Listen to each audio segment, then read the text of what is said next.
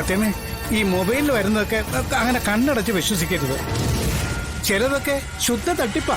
എടാ, തട്ടിപ്പായിട്ടാണോ അവർ രണ്ടുപേരും കൂടി കല്യാണവും കഴിഞ്ഞ് പൂമാലയും കൈപിടിച്ച് രജിസ്റ്റർ ഓഫീസിൽ നിന്ന് ഇറങ്ങി വരുന്നത്? മകനെ പോലെ സ്നേഹിച്ചതാ ഞാൻ അവനെ. എന്നിട്ടാ അവൻ എന്നോട് ഈ ചതി കാണിച്ചത്. ശാലിനി, അവൾ എന്നോട് ഈ ചതി കാണിക്കുന്ന ഞാൻ സ്വപ്നത്തെ പോലും വിചാരിച്ചതല്ല. എന്റെ മകൻ വിഷ്ണുവിനെ ചതിച്ചുകൊണ്ട് ഇങ്ങനെ ഒരു ജീവിതം തെരഞ്ഞെടുക്കാൻ അവൾക്ക് എങ്ങനെ സാധിച്ചു? എന്റെ കുടുംബം അവളെ തകർത്തു. നാട്ടിലിറങ്ങി ഇനി ഞാൻ എങ്ങനെ നടക്കും? ഡ്രൈവറിനെ വിവാഹം കഴിച്ച കളക്ടറുടെ കഥ ഇപ്പൊ തന്നെ നാട്ടിൽ പാട്ടായി കാണും. സത്യമേ, അവര് വരട്ടെ, സത്യാവസ്ഥ എന്തെന്ന് അറിയട്ടെ, എന്നിട്ട് നമുക്ക് വരും വരാഴികളെ കുറിച്ച് ചിന്തിക്കാം. എടോ, ഇനി എന്താ ചിന്തിക്കാനിരിക്കുന്നത്? രണ്ടിനെ ഞാൻ ഈ മുറ്റത്ത് കാലുകുത്തിക്കില്ല. അവർക്ക് നാണോ മാനോ ഇല്ലെങ്കിലും എനിക്കതുണ്ട്. നാട്ടുകാരുടെ മുഖത്ത് എനിക്ക് നോക്കണം. ശിവൻ, അവൻ ഇവിടെ ജോലിക്ക് വന്നത് എല്ലാം കരുതി കൂട്ടി തന്നെയായിരുന്നല്ലേ? എല്ലാം അറിഞ്ഞുകൊണ്ടുള്ള ഒരു കളി. അതിന്റെ ഒപ്പം അവളും കൂടി എന്നെ ചതിച്ചു. വരട്ടെ ഇങ്ങോട്ട് രണ്ടും. സത്യഭാമ ആരാണെന്ന് അവർ രണ്ടുപേരും അറിയും. സത്യമേ, അത് മിണ്ടരുത് താൻ. താൻ അവർക്ക് വേണ്ടി കുറെ നേരം ആയല്ലോ വാദിക്കുന്നു. അവർക്ക് ഒത്താശ ചെയ്തു കൊടുത്തത് താനാണോ? ആണോന്ന് ഒരെണ്ണത്തിന് എനിക്കിപ്പോ വിശ്വസിക്കാൻ പറ്റാത്ത അവസ്ഥയാ. എല്ലാരും ചതിക്കുക. എല്ലാവരും ചതിയന്മാരാ. എല്ലാം ചതിയന്മാരാ. ഇല്ലെങ്കിൽ അവനെ ഞാൻ സ്വന്തം മകനെ പോലെയല്ലേ കരുതിയത്? ആരോട് ചെയ്താലും എന്നോട് ആ ചതി കാണിക്കാമായിരുന്നോ? മരുമോളെ പോലെയല്ല ഞാൻ ശാലിനിയെ കണ്ടത്. സ്വന്തം മോളെ പോലെയാ ശാലിനിയെ ഞാൻ കണ്ടത്. എന്നിട്ടും അവളെന്നെ ചതിച്ചു.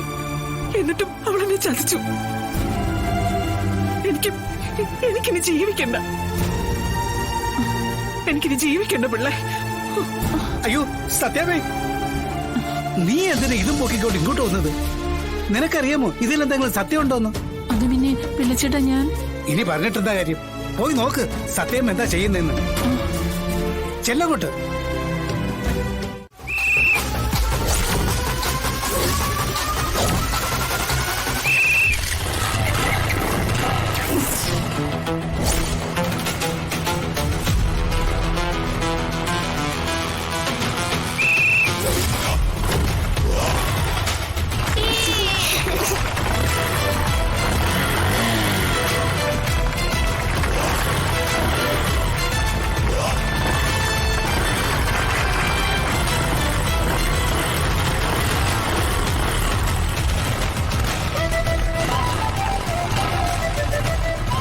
മാളവികയുടെ ഡാഡി അനിൽകുമാർ മത്സരത്തിൽ നിന്നും ഔട്ടായിരിക്കുകയാണ്.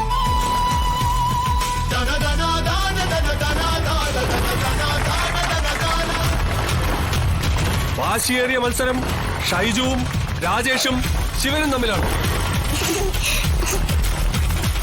മൂന്നുപേരും ഒരു രീതിയിലും വിട്ടുകൊടുക്കില്ല എന്ന വാശിയിൽ തന്നെയാണ് മുന്നോട്ട് പോകുന്നത്. ഒരു കാര്യം പ്രത്യേകം ശ്രദ്ധിക്കുക, മുന്നിലെത്തുന്ന ആളല്ല ഇതിന്റെ വിജയ്. പിന്നിലെത്തുന്ന ആൾ ആരാണോ അവരാണ് വിജയിക്കുക. ഇപ്പോൾ പിന്നിൽ ശിവനാണ് മുന്നേറിക്കൊണ്ടിരിക്കുന്നത്. ശിവനെ ജയിക്കാൻ സമ്മതിക്കില്ലെന്നും പറഞ്ഞാൽ തൊട്ടു മുന്നിൽ ഷൈജുവും രാജേഷും ഉണ്ട്.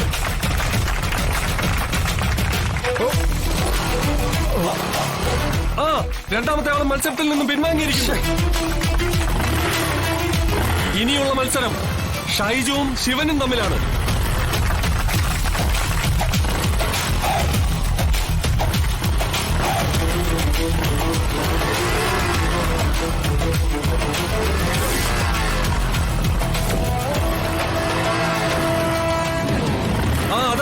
അതാ ഷൈജു ഔട്ടായിരിക്കുകയാണ്.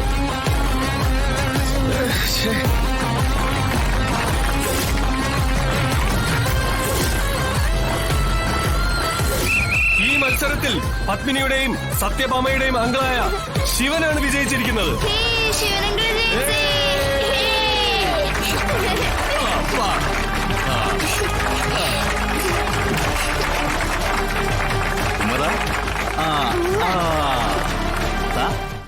ഡേസി എന്താ ഒരു മുന്നറിയിപ്പും ഇല്ലാതെ വീട്ടിലിരുന്നിട്ട് ഭ്രാന്ത് പിടിക്കുന്ന അവസ്ഥയാണ്.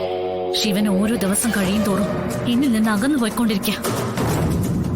പക്ഷെ അതെല്ലാം ഞാൻ അറിയുന്നത് സോഷ്യൽ മീഡിയയിലൂടെയാന്ന് മാത്രം. ശിവൻ ആ ശാലിനിയുടെ ചൊൽപ്പടിക്ക് നിൽക്കുന്ന വെറും ഒരു മരപ്പാവ പോലെ ആയി. എനിക്ക് അവനെ അങ്ങനെ വിട്ടുകൊടുക്കാനാവില്ല. ഞാൻ എന്താ ചെയ്യേണ്ടത്? ഓടുന്ന പട്ടിക്ക് ഒരു മുഴം മുൻപേ കയററിയണം എന്നാ പറയാറ്. ശിവൻ ഇപ്പൊ നിന്നിൽ നിന്ന് എത്രത്തോളം അകലാൻ ശ്രമിക്കുന്നുവോ അത്രത്തോളം നീ അവനെ നിന്നിലേക്ക് അടുപ്പിക്കാൻ നോക്കണം. വിടാതെ പിന്തുടരണം. പോകുന്ന സ്ഥലത്തൊക്കെ പോണം. നീ അവനൊരു ശല്യമായിട്ട് മാറണം. അവന് മാത്രമല്ല, കൂടെയുള്ളവൾക്കും ശാലിനിക്കും ശല്യമായി മാറണം. അവൻ കെട്ടിയ താലി നിന്റെ കഴുത്തിൽ കിടക്കുന്നിടത്തോളം കാലം അവന് നിന്നെ നിഷേധിക്കാനാവില്ല. അവൻ എന്നെ കാണുന്നത് തന്നെ ചതുർത്ഥിയാ. പിന്നെ ഈ കെട്ടിയ താലിയുടെ മഹത്വം അതൊന്നും ഇപ്പൊ അവന്റെ മനസ്സിലില്ല.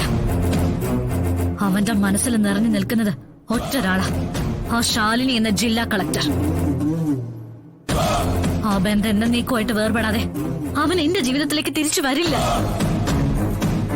അതിനെന്തെങ്കിലും ഒരു മാർഗം, അതെനിക്ക് ചേച്ചിയിൽ നിന്ന് അറിയേണ്ടത്. മലയാളത്തിലൊരു ചൊല്ലുണ്ട്, അടിച്ച വഴി പോയില്ലെങ്കിൽ പോയ വഴി അടിക്കേണ്ടി വരുമെന്ന്. ഇപ്പൊ ശിവന്റെ കാര്യത്തിൽ അങ്ങനെ ഒരു തീരുമാനം എടുക്കാനേ മാർഗമുള്ളൂ. ഒരു ലക്ഷ്യത്തിലേക്ക് എത്താൻ നമ്മൾ എടുത്ത വഴി പരാജയപ്പെട്ടാൽ സ്വാഭാവികമായും നമ്മൾ മറ്റൊരു വഴി കണ്ടെത്തേണ്ടി വരും. ആ വഴിയാണ് നമ്മൾ ഇപ്പൊ ആലോചിക്കേണ്ടത്. വേറെ എന്ത് സഹിക്കാം ഈ അവഗണന? അതിനെ ഭ്രാന്ത് പിടിപ്പിക്കുക.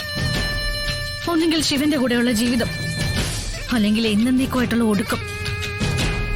ഇതിലേതെങ്കിലും ഒന്ന് ഉടനെ എന്റെ ജീവിതത്തിലുണ്ടോ? ഉറപ്പാ. അങ്ങനെ കടുത്ത തീരുമാനങ്ങളൊക്കെ എടുക്കാൻ വരട്ടെ. അതിനു മുമ്പ് ആവനാഴിയിലെ അവസാനത്തെ ആയുധത്തിന്റെ മൂർച്ച കൂടി ഒന്ന് പരീക്ഷിച്ചാലോ? ഞാൻ എന്തിനും തയ്യാറാ. എനിക്ക് ശിവൻ എന്റെ കൂടെ ഉണ്ടാവണം. എന്റെ ജീവിതത്തിന് നിറം പകർന്നുകൊണ്ട് എന്റെ ഒപ്പം ഉണ്ടാവണം. ഇതെന്റെ അഭിമാനത്തിന്റെ പ്രശ്നം കൂടിയാ. എന്റെ വീട്ടുകാരുടെയും ശാലിനിയുടെ മുന്നിൽ ജയിച്ചു കയറണം എന്നുള്ള വാശി. ഇവള് കൊള്ളാലോ. ഈ ഒരു കനല് മതി ആ കുടുംബം എനിക്ക് ചാമ്പലാക്കാൻ.